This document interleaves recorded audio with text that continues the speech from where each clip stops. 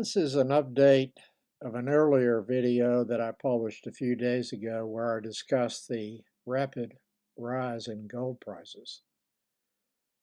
I mentioned in that video that the rise would cause me to sell into the price spike some gold bullion, but I would not sell much, maybe 1 ounce to 2 ounces at the most. The spot price of gold as of 10:30 Central Standard Time today, April 9, 2024, was $2,346 per ounce, up a few bucks for today, but down from an intraday high of $2,363. While gold has been hitting new nominal highs over the past week or so, the nominal price of $850 per ounce in January 1980, adjusted for 44 years of inflation, is still several $100s higher than the current price. Interest rates are declining today, which may be helping gold a little bit. It is helping my stock portfolio and my brokerage accounts, which are primarily in bond-like common stocks that pay good dividends.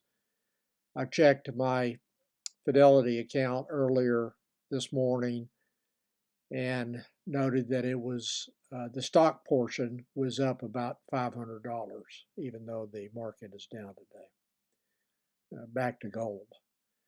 I keep gold bullion in my safety deposit boxes at a local bank, and the only reason for owning the asset class, from my perspective, is to have an alternative store of value in case the US dollar collapses in price, which I believe will happen someday in response to failed Treasury auctions where the Treasury is unable to sell enough debt to finance the budget deficit and to pay off existing debt. And the Fed has to step in to buy what cannot be sold, which is what is generally called debt monetization. When that happens, it will not be a good day. It will be a disaster for the US dollar's value and its status as the world's reserve currency, and would trigger, in my opinion, a depression as stock prices collapse.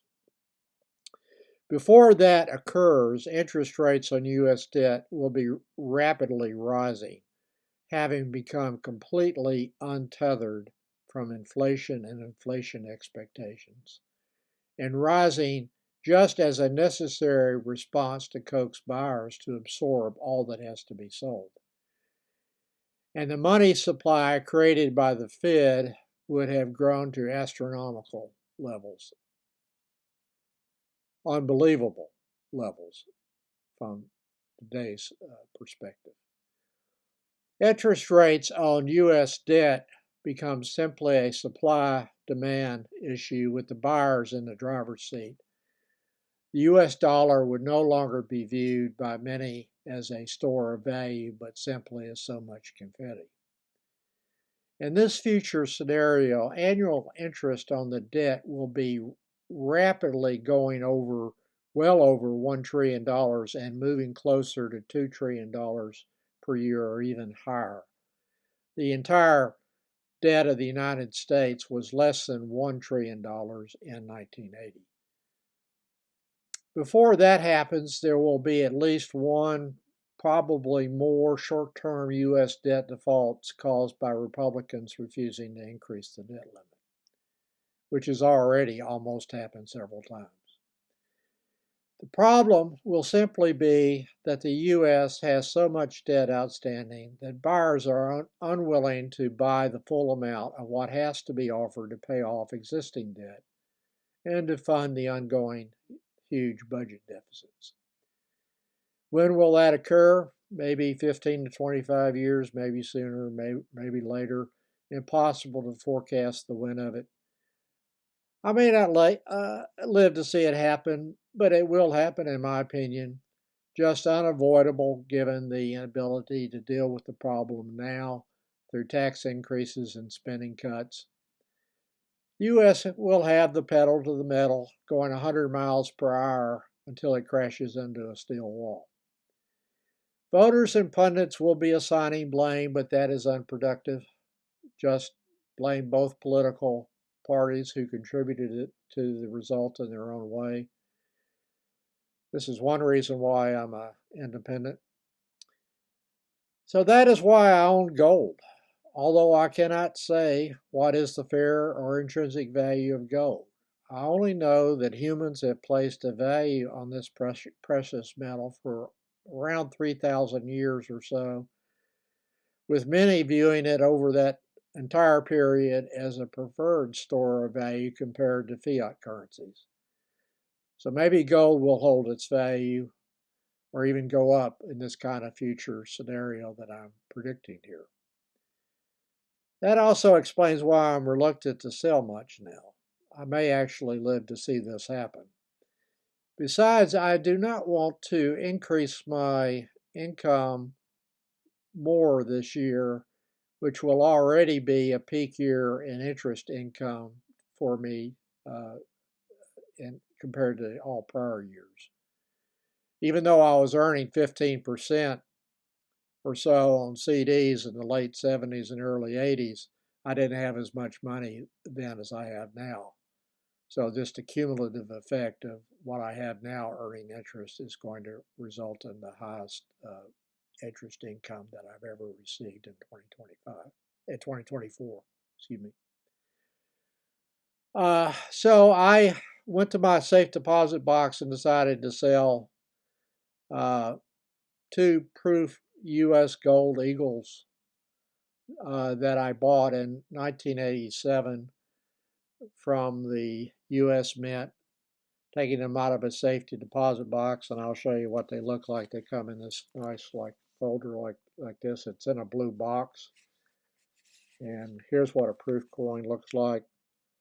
On the top is the 1 ounce gold, and on the bottom is the 1/2 gold. The shiny appearance is caused by polishing the dies before it's stamped. So I tried to contact some local coin dealers in Nashville, and they're just not interested in buying anything at this price now. So the coins are going to go back into my safety deposit box, which is fine with me. These designs that I just showed are the same as on the front as the St. Gaudens design that was used by the U.S. Mint on $20 gold pieces that were minted between 1907 to 1933. The reverse side of the coin that I bought was changed in 2021, and it's not the same as what is on the 1987 version. As I said, coin dealers are just not responding to requests to buy gold in Nashville. Now, I could sell to an online dealer, but that would require too much effort given my already reluctance to sell anything.